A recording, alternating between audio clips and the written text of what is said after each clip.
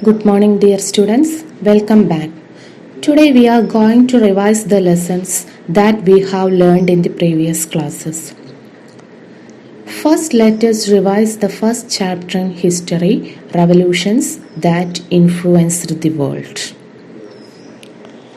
Then, first we are discussing about American War of Independence. Then, here we can see the short form of American. A represent against England. Then M means mercantilist law. E means exploiting raw materials. R means republic formed. I means independent on 1781.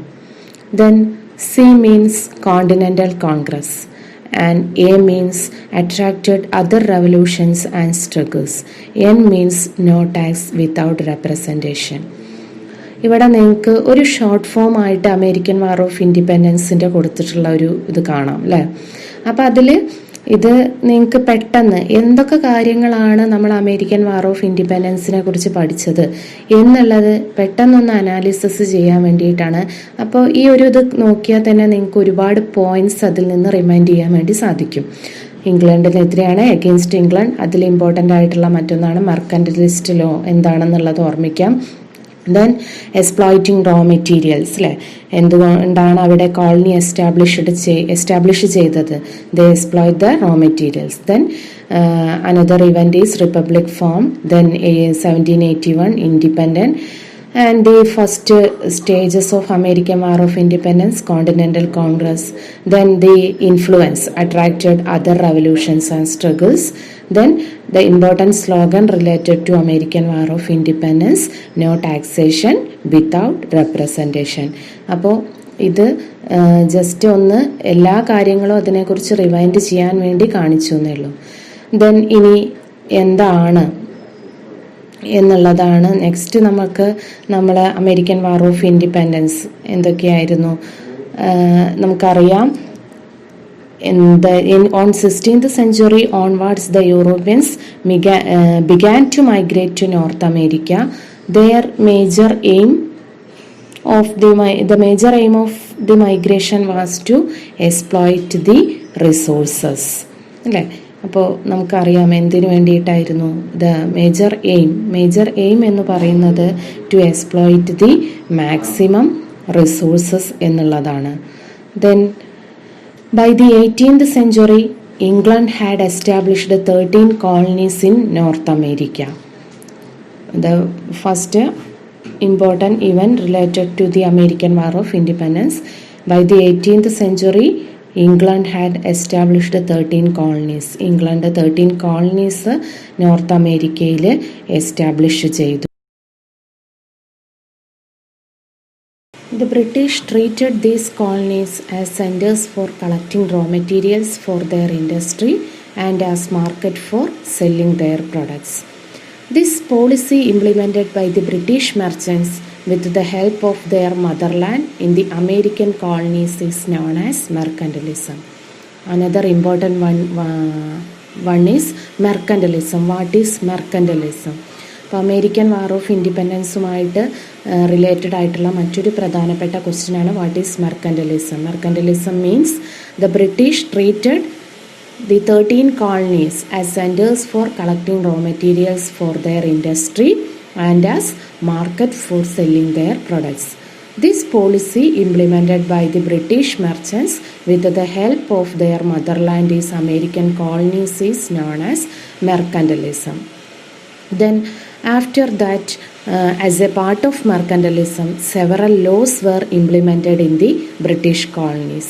അപ്പം അതിനുശേഷം നമ്മൾ എന്താണ് ഒരുപാട് mercantilism കഴിഞ്ഞതിന് ശേഷം നമ്മൾ മെർക്കന്റലിസ്റ്റ് loss ആണ് പറഞ്ഞത് അല്ലേ. മെർക്കന്റലിസ്റ്റ് ലോസ് എന്തൊക്കെയാണ് മെർക്കന്റലിസത്തിൻ്റെ ഭാഗമായിട്ട് അവർ ഇംപ്ലിമെൻറ്റ് ചെയ്തിട്ടുള്ള ലോസ്. ആ ലോസ് അറിയപ്പെടുന്ന പേരാണ് മെർക്കന്റലിസ്റ്റ് ലോസ്. അപ്പോൾ അതിൽ പ്രധാനമായിട്ടുമുള്ള കാര്യങ്ങൾ first one, the goods to and from the colonies must be carried only in British ships or ships built in the British colonies. The second one is the Products of the colonies like sugar, wool, cotton, tobacco, etc. could only be exported to England. Then the third one is British stamp must be affixed on all the legal documents, newspapers, pamphlets, license, etc. Then the colonies must provide food and quarters for the British troops which were maintained in the colonies.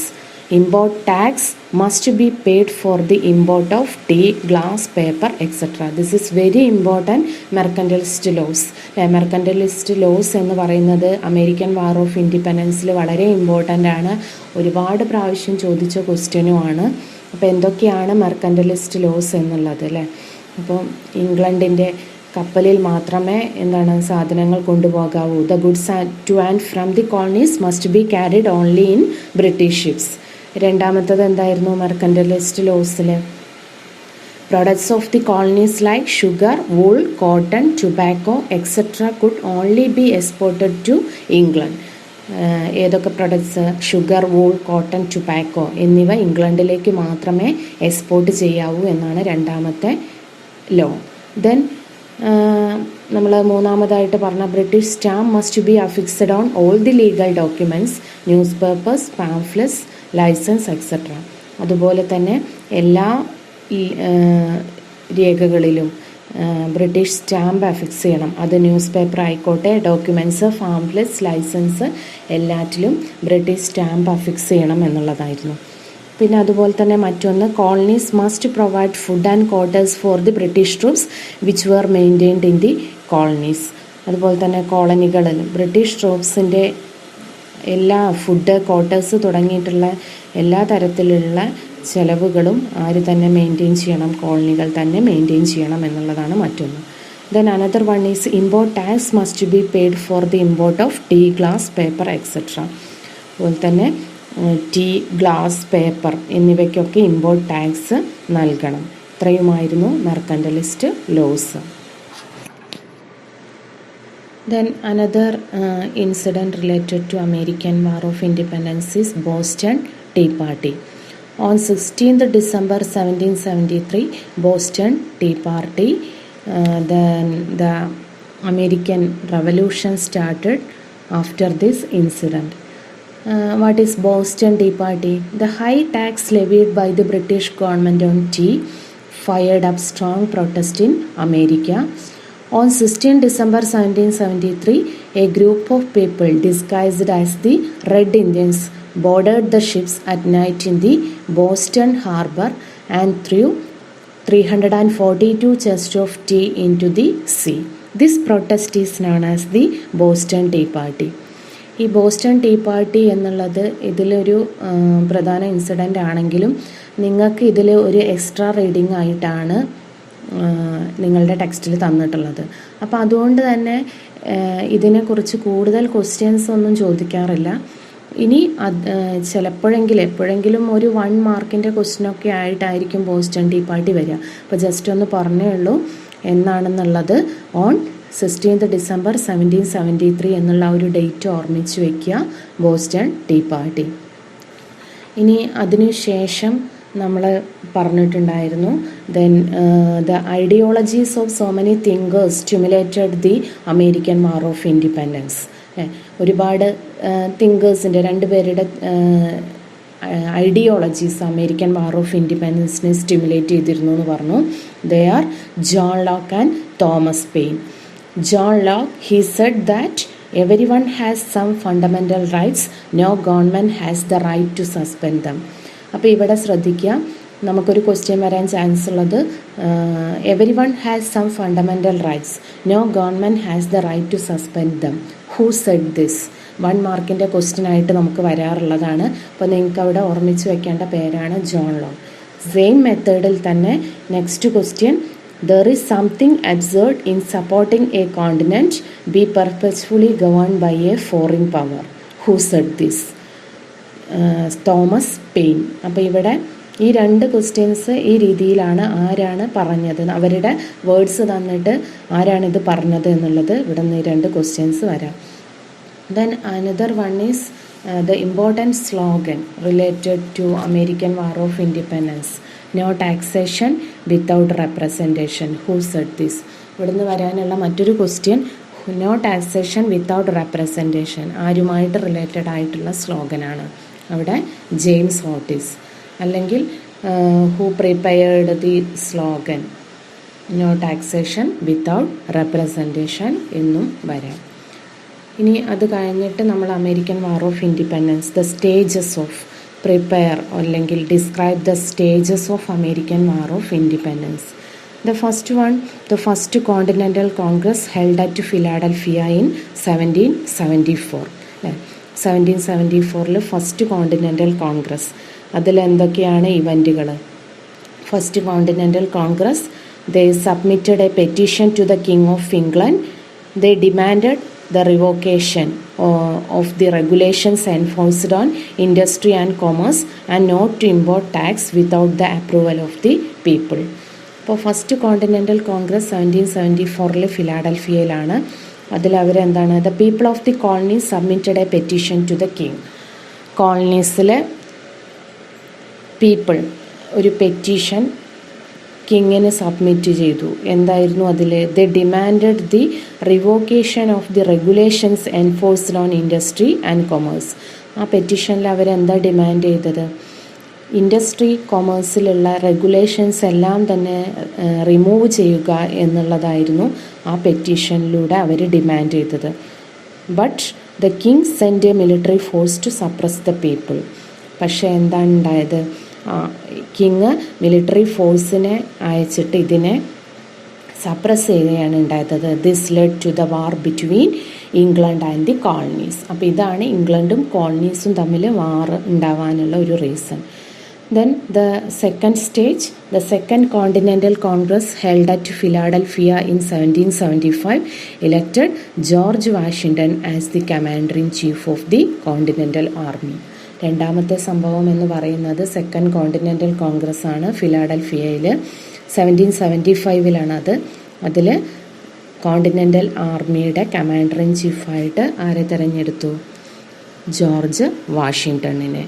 അപ്പം അതിൽ same time the pamphlet titled Common Sense, then Thomas Paine declared that it was wise for the Americans to break the ties with Britain. ഈ ഒരു സമയത്ത് Thomas pain common sense എന്നുള്ള ഒരു pamphlet അദ്ദേഹം പുറത്തിറക്കി. അതിലൂടെ ഇംഗ്ലണ്ടിൽ നിന്ന് വേർപിരിയുകയാണ് ഏറ്റവും നല്ലൊരു തീരുമാനം എന്നുള്ളത് അദ്ദേഹം ജനങ്ങളെ ബോധ്യപ്പെടുത്തി. അപ്പോൾ ഇതിൽ നിങ്ങൾ ഓർമ്മിക്കേണ്ടത് ആ ഒരു പേര് മാത്രം മതി, തോമസ് പെയിൻ. തോമസ് പെയിനിൻ്റെ അദ്ദേഹത്തിൻ്റെ പാംഫ്ലെറ്റ്, അതിൻ്റെ പേര് കോമൺ സെൻസ്. തോമസ് പെയിൻ്റെ പാംഫ്ലെറ്റിൻ്റെ പേര് കോമൺ സെൻസ്, ഓർമ്മിച്ച് വയ്ക്കാം. Then the third stage, the American Continental Congress issued the famous Declaration of Independence on 4th July 1776. ഈ American continental Congress declaration of independence issue ചെയ്തു എന്നാണ് 4th July 1776. The declaration was prepared by Thomas Jefferson and Benjamin Franklin. ഇത് prepare ചെയ്തത് ആരൊക്കെയായിരുന്നു? Thomas Jefferson and Benjamin Franklin.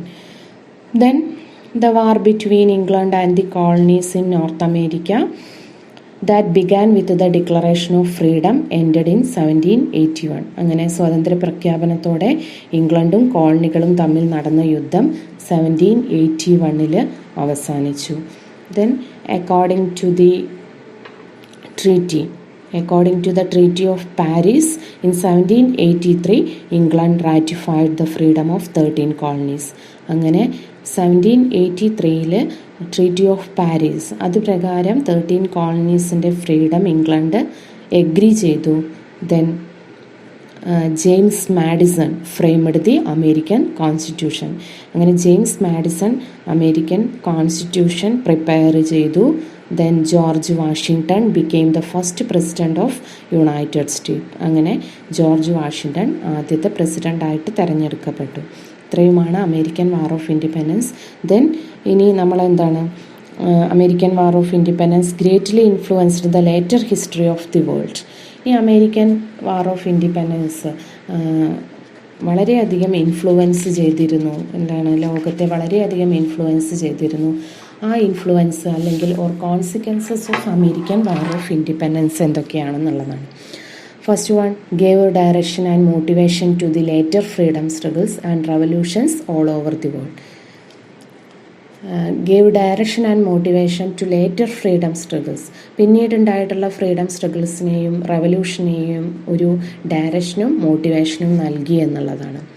Puttu forward the concept of republican form of government, അതുപോലെ തന്നെ Republican form of government എന്നുള്ള ഒരു concept മുന്നോട്ട് വെച്ചു. Then prepared the first written constitution, ആദ്യത്തെ റിട്ടൺ കോൺസ്റ്റിറ്റ്യൂഷൻ പ്രിപ്പയർ ചെയ്തു. contributed to the concept of federal system that ensured freedom and authority of states in the union. അതുപോലെ തന്നെ federal system എന്നുള്ള ഒരു കൺസെപ്റ്റ് കോൺട്രിബ്യൂട്ട് ചെയ്തു. അതെങ്ങനെയാണ്? Freedom and authority of States in the union, യൂണിയനിൽ ഫ്രീഡവും എല്ലാം തന്നെ ഫ്രീഡം എൻഷുർ ചെയ്യുന്ന ഒരു കൺസെപ്റ്റ് കോൺട്രിബ്യൂട്ട് ചെയ്തു. ഇത്രയുമാണ് അമേരിക്കൻ വാർ ഓഫ് ഇൻഡിപെൻഡൻസിൻ്റെ കോൺസിക്വൻസസ്.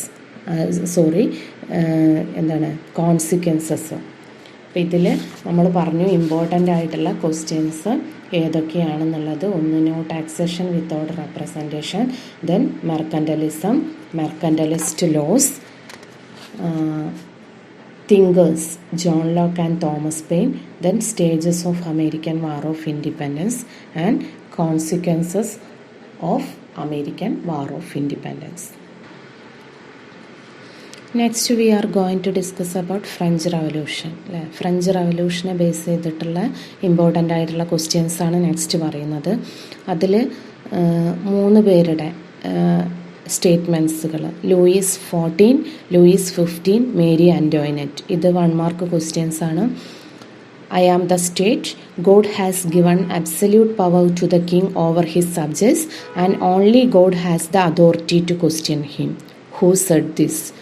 Louis 14. 1 mark question ആണ്. Then another one is after me the deluge. Who said this? Louis 15. Then next one, if they can't eat bread, let them eat cake. Who said this? Mary Antoinette.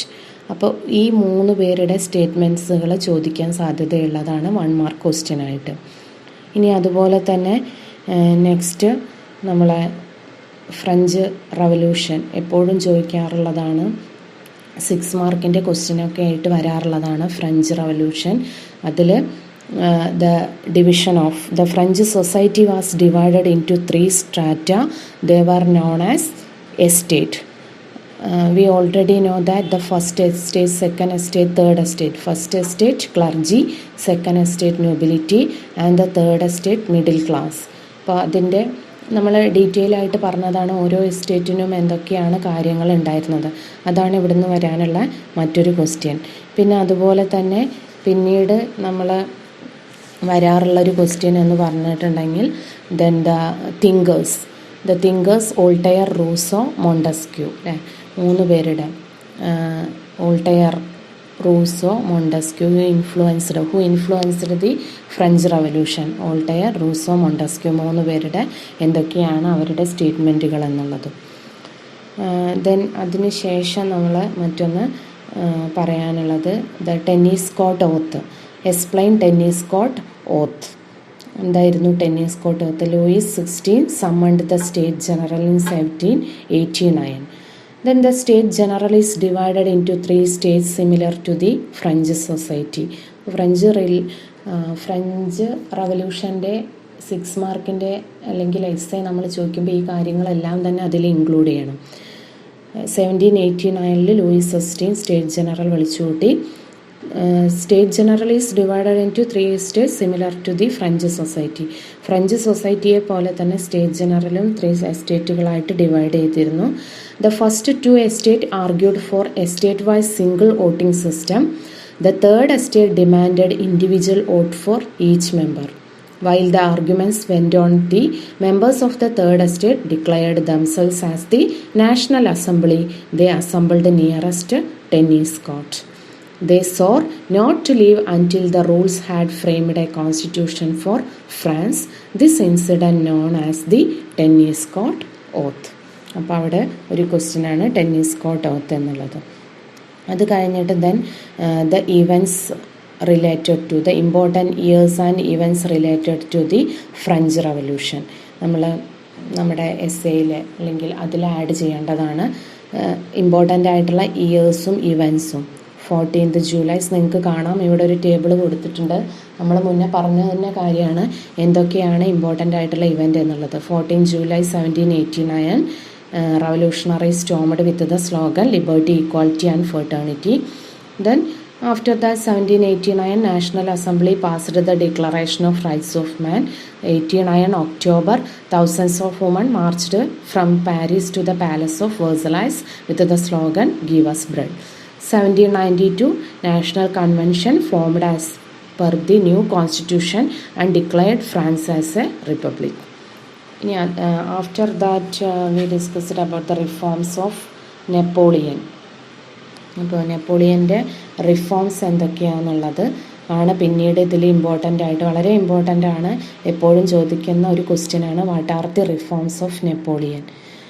Farmers were made the owners of land, formed sinking fund with the aim to avoid public debt, constructed several roads for transportation, exercised states control over the clergy, established banks for France to centralize finance, prepared a new code of law by codifying existing laws.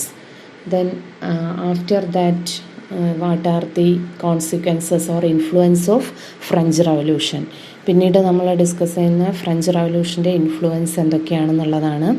Stimulated all the later revolutions in the world, paved the way for the end of the feudal system in Europe, proclaimed that nation is not merely a region but the people, contributed the concept of people sovereignty, led to the emergence of nationalism, helped the growth of the middle class, threatened the autocratic rulers in Europe. അപ്പോൾ ഇതും വളരെ important ആണ്. Influence of French revolution or consequences of French revolution എന്നുള്ളത് വളരെ important ആണ്. അതിനുശേഷം നമ്മൾ discuss ചെയ്തത് ലാറ്റിൻ അമേരിക്കൻ റവല്യൂഷനാണ്. ലാറ്റിൻ അമേരിക്കൻ റവല്യൂഷൻ നമുക്ക് അതിൽ കാര്യമായിട്ടില്ല, ഒരു ക്വസ്റ്റ്യൻ തന്നെയാണ് എപ്പോഴും വരാറുള്ളൊരു question. What are the problems faced by the Latin American peoples? Then the Europeans took away the gold, silver, etc. from the Latin American mines. They never allowed the people to engage the trade other than Spain. The things produced in Spain were not permitted to be produced in the colony. People had to work in critical environment in mines without any safety measures. Enslaved the natives to work in plantations. അപ്പോൾ Latin American റവല്യൂഷനെ base ചെയ്താകുമ്പോൾ after colonising the entire Latin America, the Spanish and the Portuguese propagated their language, religion and customs there. Latin അമേരിക്കയിൽ colony establish ചെയ്തതിനു ശേഷം അവർ, അതായത് സ്പെയിനും പോർച്ചുഗലും അവരുടെ എല്ലാ രീതിയിലും അവരെ എക്സ്പ്ലോയിറ്റ് ചെയ്യാൻ തുടങ്ങി. They built houses and churches in Spanish സ്റ്റൈലിൽ അവർ ചർച്ചസും അതുപോലെ തന്നെ ഹൗസസുകളും ബിൽറ്റ് ചെയ്യാൻ തുടങ്ങി. Then several schools were established for imparting Spanish system of education. Spanish system of എഡ്യൂക്കേഷനിലുള്ള ഒരുപാട് സ്കൂളുകൾ എസ്റ്റാബ്ലിഷ് ചെയ്തു. Spanish farming methods and crops were adopted. Spanish farming methods, crops adopt ചെയ്തു. അപ്പോൾ ഇങ്ങനെ ഈ ഒരൊറ്റ ക്വസ്റ്റ്യൻ തന്നെയാണ് ലാറ്റിൻ അമേരിക്കൻ റവല്യൂഷനിൽ വരാറുള്ളത്.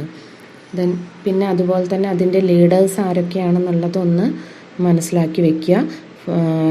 Simon Bolivar, Jose de Martin, Francisco Miranda തുടങ്ങിയവർ അതിൻ്റെ leaders.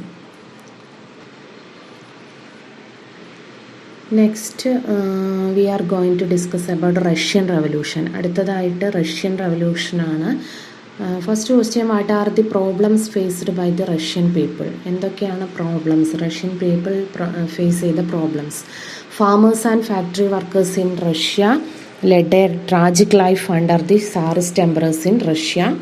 The landless farmers had to pay huge tax.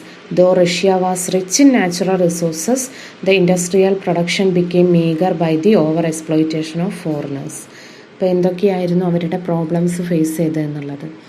അതിനുശേഷം the Social Democratic Workers Party, ഒരു പാർട്ടി ഫോം ചെയ്തിട്ടുണ്ടായിരുന്നു, Social Democratic Workers Party. Then Social Democratic Workers' Party is the party formed by the Marxist ideologies to find remedies for the plight of workers. വർക്കേഴ്സിൻ്റെ condition improve ചെയ്യാൻ വേണ്ടിയിട്ടുണ്ടായിട്ടുള്ള party ആയിരുന്നു Social Democratic Workers Party. Then Social Democratic Workers Party split into two, Mensheviks and Bolshevik. Mensheviks, Alexander Kerensky is the leader, and Bolshevik Lenin and Trotsky is the leaders. Another important event related to the Russian Revolution, that is Bloody Sunday. Describe Bloody Sunday. The workers of Russia organized a huge march at Petrograd on 9th January 1905, demanding political rights and economic reforms. The march was fired by the soldiers and hundreds of demonstrators were massacred. This is known as Bloody Sunday. Russian റവല്യൂഷനും നമുക്ക് 6 മാർക്കായിട്ട് വരാറുണ്ട്. അപ്പോൾ അതിന് നമ്മൾ എഴുതേണ്ട പോയിൻറ്റ്സുകളാണ്. അല്ല bloody Sunday മാത്രമായിട്ട് 2 marks question വരികയാണെങ്കിൽ ഇത്ര മാത്രം നമ്മൾ എഴുതിയാൽ മതി. ദെൻ പിന്നെ റഷ്യൻ റവല്യൂഷനുമായിട്ട് റിലേറ്റഡ് ആയിട്ടുള്ളതാണ് ഫെബ്രുവരി revolution. The workers organized a protest march in Petrograd in 1917. Nicholas II was thrown out of power. A provisional government was formed under Alexander Kerensky. Workers organised protest march, പെട്രോഗ്രാഡിലേക്ക് workers ഒരു protest march സംഘടിപ്പിച്ചു. അങ്ങനെ പിന്നെ എന്താണ് അതുമായിട്ട് related ആയിട്ടുള്ള മറ്റൊരു event എന്ന് പറയുന്നത് നിക്കോളാസ് സെക്കൻഡ് അല്ലേ, ത്രോൺ ഔട്ട് ഓഫ് പവർ. പിന്നെ this was take place in March, came to be known as February Revolution. Detail ആയിട്ട് പറയുന്നില്ല, ക്വസ്റ്റ്യൻസ് ആണ് പറയുന്നത്. ഡീറ്റെയിൽ ആയിട്ട് നമ്മൾ ക്ലാസ്സിൽ പറഞ്ഞതാണ്. Then another question October revolution അല്ലേ, മറ്റൊന്ന് ഒക്ടോബർ റവല്യൂഷനാണ്. The Soviet and Bolshevik did not approve the provisional government of Russia. In October 1917, the Bolshevik organized an armed rebellion against the provisional government. ഒരു armed rebellion provisional ഗവൺമെൻറ്റിനെതിരെ അവർ ചെയ്തു. Then Kerensky fled and Bolshevik attained the power. Then Lenin became the head of the cabinet. This is known as October Revolution. പിന്നെ അതുപോലെ തന്നെ അതുമായിട്ട് related ആയിട്ടുള്ള മറ്റൊരു question, the revolutionary measures. The cabinet took some revolutionary measures. Which are they? Cabinet കുറച്ച് revolutionary measures എടുത്തിരുന്നു. അതെന്തൊക്കെയാണെന്നുള്ളതാണ് അടുത്തൊരു ക്വസ്റ്റ്യൻ ഇവിടുന്ന് വരാനുള്ളത്. അതെന്തൊക്കെയാണ്? Withdrew from the first world war, seized out the land own by the lords and distributed it among the farmers. Factories, banks, transportation facilities and foreign trade were brought under public ownership, centralized planning. Then at last the USSR formed.